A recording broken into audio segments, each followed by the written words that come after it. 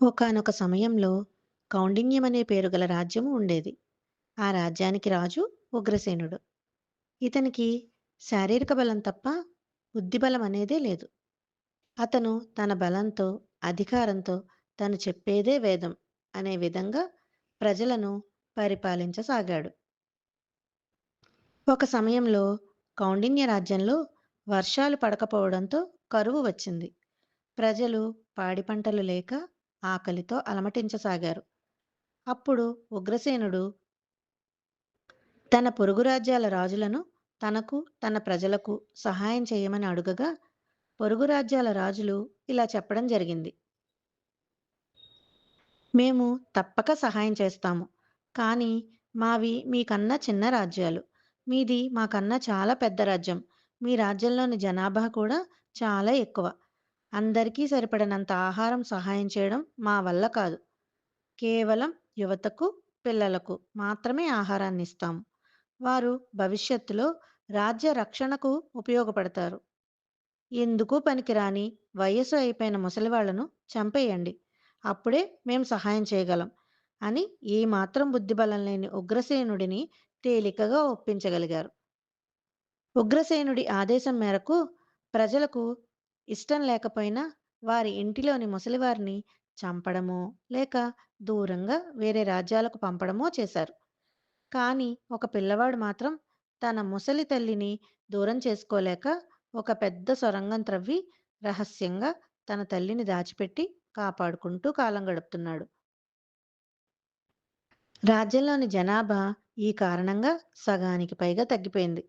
ఇదే అదనుగా సరైన సమయం అనుకొని పొరుగు రాజ్యాల రాజులు ఒక్కటై ఉగ్రసేనుడిని కౌండిన్య రాజ్యాన్ని తమకు అప్పగించవలసినదిగా ఆదేశిస్తారు. దానికి ఉగ్రసేనుడు అంగీకరించకపోవడంతో ఉగ్రసేనుడిని బుద్ధిబలంతోనే జయించగలం అని పొరుగు రాజ్యాల రాజులు అనుకొని అతనికి ఇలా చెప్పసాగారు. సరే అయితే మిమ్మల్ని కరువు కాటకాల నుంచి మేము రక్షించాలన్నా, మీ రాజ్యం మేము తీసుకోకుండా ఉండాలన్నా మీకు ఒక పరీక్ష పెడతాం. అందులో మీకు విజయం పొందితే అన్ని విధాలుగా మేము సహాయపడతాం. కౌండిన్య ప్రజలు ఆ పరీక్షకు కత్తులు, బెల్లేలతో సిద్ధమయ్యారు.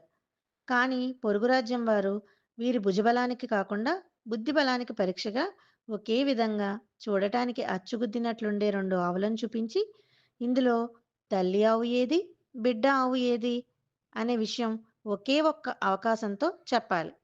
సరైన సమాధానం చెప్తే మీకు సహాయంతో పాటు మీ రాజ్యాన్ని కూడా మీకు వదిలేస్తాం అని చెప్పారు. ఈ సమస్యకు పరిష్కారం బుద్ధికి, అనుభవానికి సంబంధించినది. ఈ 2 కూడా కౌండిన్య ప్రజలకు లేవు. వారికి బుద్ధి ఉండి ఉంటే పెద్దవారిని దూరం చేసుకునేవారు కాదు కదా! ఇక ఈ సమస్యను పరిష్కరించేంత వయస్సు, అనుభవం కూడా వారికి లేవు. అందువల్ల ఈ సమస్యకు పరిష్కారం చెప్పగలిగే బుద్ధి, అనుభవం ఉండే పెద్దవారు ఎవరు ఆ రాజ్యంలో లేకపోవడం వలన ఏమి చేయాలో, ఎలా తమ రాజ్యాన్ని పరుల నుంచి రక్షించుకోవాలో తెలియక కౌండిన్య ప్రజలు ఆందోళన చెందుతున్న సమయంలో సొరంగంలో రహస్యంగా తన తల్లిని దాచిపెట్టిన పిల్లవాడు తన తల్లి దగ్గరకు వెళ్ళి ఈ సమస్య గురించి చెప్పగా, ఆమె ఇందులో కష్టమేముంది? ఎంతో ఆకలిగా ఉన్న 2 ఆవులను ఒకే దగ్గర కట్లు విప్పి ఉంచి కొంత గడ్డిని వేయండి. ఏ ఆవు పరుగున వెళ్ళి ఆ గడ్డిని తింటుందో అది బిడ్డ. తన బిడ్డ ఆకలి తీరేంత వరకు అలా చూస్తూ ఉండి, బిడ్డ ఆకలి తీరి వదిలివేసిన గడ్డిని తినే ఆవు తల్లి ఆవు. ఏ తల్లి బిడ్డ ఆకలి తీర్చకుండా తన కడుపు నింపుకోదు కదా! అని ఆ సమస్యకు సులువుగా పరిష్కారం చెప్పింది ఆ ముసలి తల్లి. కౌండిన్య ప్రజలు ఆ తల్లి చెప్పిన ఈ పరిష్కారంతో అన్ని సమస్యల నుండి బయటపడ్డారు.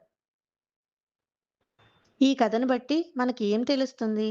ఇంట్లో ఉండే పెద్దవారు వారి అనుభవంతో చెప్పే సలహాలు చాలా విలువైనవి.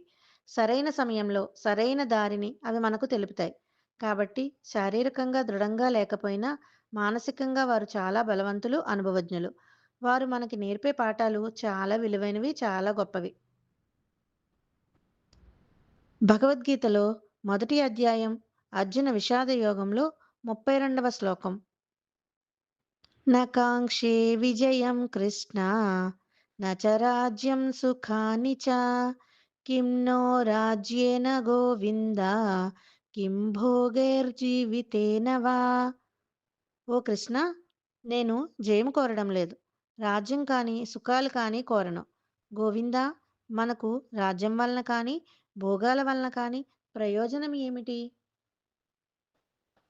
కురుక్షేత్ర రణరంగంలో కౌరవులు, పాండవులు శంఖం పూరించి అందరూ వారి వారి శస్త్రాలు చేతపట్టుకొని బాణాలు సంధించే సమయంలో అర్జునుడు ఎదురుగా ఉన్న బంధుమిత్రులను ప్రత్యర్థులుగా ఉండడం చూసి విచలితుడై తన రథసారథి అయిన శ్రీకృష్ణునితో ఇలా అంటున్నాడు: ఓ కృష్ణ, నేను నా వారితోనే యుద్ధం చేసి నా అస్త్ర శస్త్రాలతో నా బంధుమిత్రులను సంహరించి యుద్ధంలో విజయం సాధించి హస్తినాపుర రాజ్యాన్ని చేజిక్కించుకున్న తర్వాత నా వారందరినీ కోల్పోయాక నా విజయాన్ని ఎవరితో పంచుకోవాలి?